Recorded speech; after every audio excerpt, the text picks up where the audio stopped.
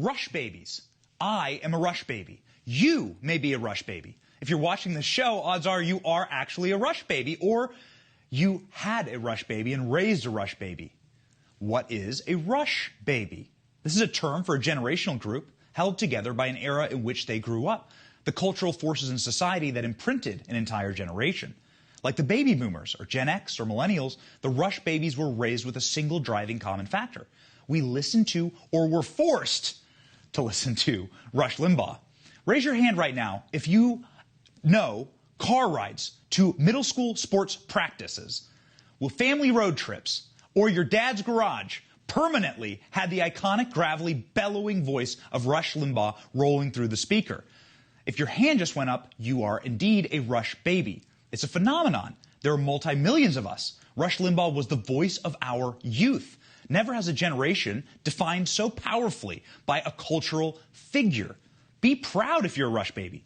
You had the best upbringing. You know what talent on loan from God truly means. Not what AOC thinks it means. She thinks it's her. She thinks she is on loan from God. Or what Eric Swalwell thinks it means. Eric Swalwell actually misgendered God this week. Did you know that? He believed the challenge was a jurisdictional one, so we could have called God herself, and the Republicans weren't going to be willing to convict. Good job, Eric. That is the most embarrassing thing Eric Swalwell has done since defecating live on television in his own pants. The evidence is uncontradicted that the president used taxpayer dollars to ask the Ukrainians to help him cheat an election. That's tough. Pooping in their own pants is something that Democrats often did when they heard the name Rush Limbaugh. In passing this week, the conservative movement lost a North Star, a titan who won majorities for Republicans in both chambers. Did you know that Rush Limbaugh was made an honorary member of the House in 1994 when Republicans won back that chamber for the first time in a generation? No one man in American history has single-handedly done more to turn hearts and minds of a nation toward freedom. He was America's spokesman, the distillation of the American dream. But it did not used to be that way. His cigar-chomping golden microphone bravado had humble beginnings. Rush was born in small-town rural Missouri. He was raised to be a patriot by his hard-driving World War II fighter pilot father. According to his teachers, Rush flunked every single subject. He was a failure, but enamored with a single activity, radio. In February 1971, 20-year-old Limbaugh dropped out of college and accepted an offer to DJ at a local radio station. Limbaugh moved around from station to station, but flourished at a political talk radio station in Sacramento, California in the 1980s. Rush's talent caught the attention of ABC in New York, and he started a show with WABC, which remained his flagship station for years. As his show was eventually being broadcast to more than 650 radio stations nationwide, the most listened to man in the world continued on a 30-year romp, dominance at the top of the chart. The day after Rush announced tragically that he was diagnosed with advanced lung cancer, President Trump presented him with the Presidential Medal of Freedom. That moment is worth remembering. I am proud to announce tonight that you will be receiving our country's highest civilian honor, the Presidential Medal of Freedom.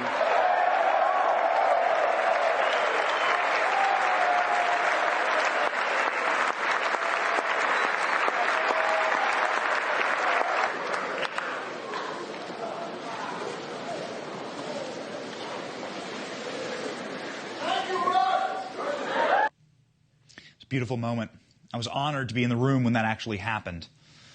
The audience at the Student Action Summit, Turning Point USA's largest conference, was packed with Rush babies in 2019. I was also there. Rush Limbaugh was introducing President Donald Trump to a standing room only crowd of students as far as the eye could see. They were in an arena in West Palm Beach, and the atmosphere was electric, like a rock concert. And the rock star was Rush Limbaugh. Molar-rattling anthemic music pulsated through the convention hall as I walked backstage. I had been invited to meet Rush Limbaugh. There he was, sitting humbly, quietly, alone in a corner of a room. I approached Rush and held out my hand. His voice rung clear as a bell. The gravelly, bellowing, "Hi, I'm Rush was unmistakable. It was chilling to hear that voice in person. Intimidated and in awe, I told Rush the most true thing I could say. You are the voice of my childhood. Driving through Iowa cornfields to football practice, cross-country, never-ending family vacations, summer days mowing the lawn. Never was there an afternoon when that golden voice was not echoing through the Johnson household. Rush laughed. He looked at the floor and he said, young man, you have no idea how many times I've been told that.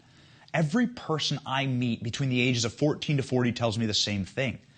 Rush continued, you know, it's an honor. Some of those kids had no parents. They were from broken homes. They tell me I raised them like a godfather to an entire generation of young Americans. Rush stopped. He smiled. He leaned back in his chair. He kind of looked on proudly. That was the last thing he said to me, the only thing I ever said to Rush Limbaugh. It had a profound effect on me. Rush never had any biological children, but Rush was a father all the same. Rush was the father of an entire movement, godfather to an entire generation of patriots. He raised us. It is our duty to practice what he taught us, to love our country, our freedoms, and our fellow patriots. Listen. So we become a country of nothing but a bunch of victims, constantly angry, demanding that somebody do something about it, instead of all of us, as we used to do, using self-reliance and our own initiative and our guts and handling life ourselves. The golden microphone is at the golden gates now. Let's, as a generation, make Rush proud. Joining me now, the reason I listened to Rush Limbaugh in my childhood, my parents, Dana and Howard Johnson. Guys, thank you so much for being on the Benny Report. Well, thanks for having us. Thanks, Ben. Okay, so tough booking here. Why did you play Rush Limbaugh for me constantly as a kid? Well, I did it because when we lived in rural Iowa, he had the sentiment that we believed in, and he finally gave a voice to us living out in the sticks in Shoeyville, Iowa. So I loved he put words to the things that we were thinking and believing. Mm-hmm. And so it kind of gave credence and a foundation for us. And he had a little bit of humor. He had a side humor that was, very, very endearing. As I speak with people of my own age in the conservative movement, we all have the same stories. We're Rush babies. It's an entire generational thing. We grew up listening to Rush Limbaugh because your generation played him for us on the radio. Did you know you were affecting so profoundly the next young generation of conservatives? Oh, it was all by design, Ben. We knew you would be where you are today. So, yes. We knew it'd be a big influence.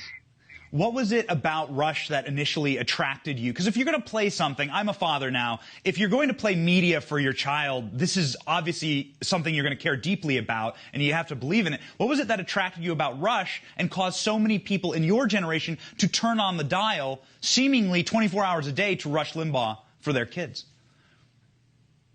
Not only did he speak to what we believed in and he stated it so profoundly, but he had humor with it. And the humor was awfully fun. He had the Paul Shanklin, and he would play some of those funny parodies. Yeah. And it was just a delight where you look forward to listening to him from 1 to 3 every day. He was one of the first guys to point out that Bill Clinton had friends in all the Asian places. And so, yeah, it was a lot of fun listening to him. Okay. Well, thank you for teaching me how to live life with half my brain tied behind my back. Too bad none of that humor actually passed on to me. We're trying, though, guys. Thank you so much, Mom and Dad, for being on the Benny Report. Take care, son. All right. Well, we'll see. We'll see if Mom and Dad become a regular guest.